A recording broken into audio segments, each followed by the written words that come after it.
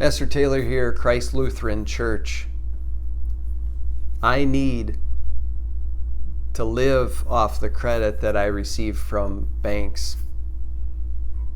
I couldn't do it on my own with the money that I've worked hard for. I need banks' help. And if you're anything like me, like most Americans, we need that help too.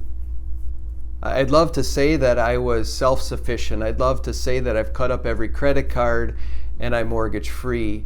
I'd love to say that I owe no one anything, but you and I don't live like that. It's not a luxury that most Americans have.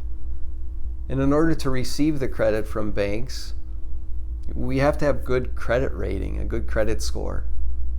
And by paying off bills on time, by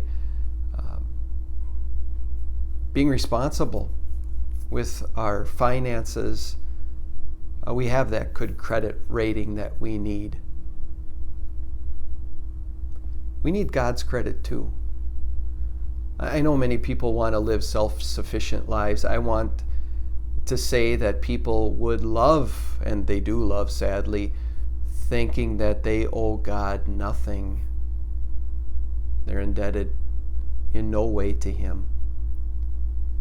And yet for us who understand the Bible, we understand that we need God's credit.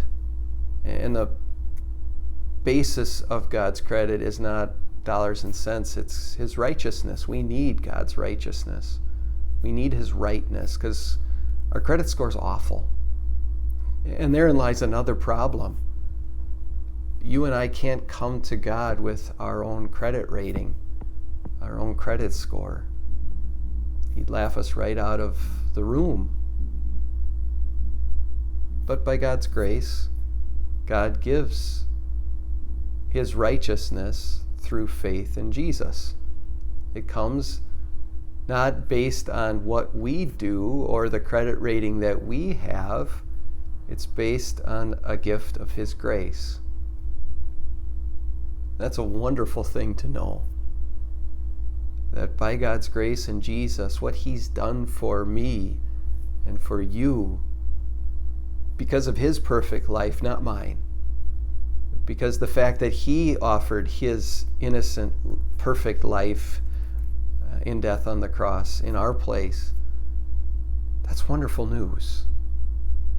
We're blessed in a right relationship with God. We have that rightness, that righteousness that comes from God. It's credited to us, all because Jesus signed the paperwork. He signed the loan. The debt was taken off of our shoulders, and He willingly took it upon Himself.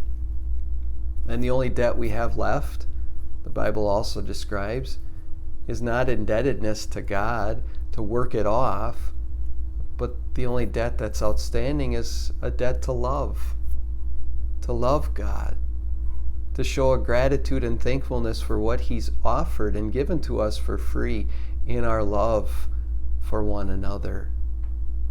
Yeah, we get to love people in our lives because we have been given something for free that we could never pay off. So God be with you today as you live that life of love out of gratitude for what Jesus has given to you. Romans 4, beginning at verse 1.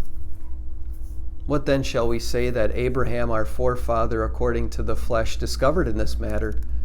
If in fact Abraham was justified by works, he had something to boast about, but not before God.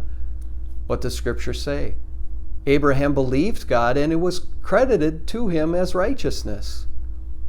Now to the one who works, wages are not credited as a gift, but as an obligation. However, to the one who does not work, but trusts God who justifies the ungodly, their faith is credited as righteousness. David says the same thing when he speaks of the blessedness of the one to whom God credits righteousness apart from works. Blessed are those whose transgressions are forgiven, whose sins are covered. Blessed is the one whose sin the Lord will never count against them. The word of the Lord.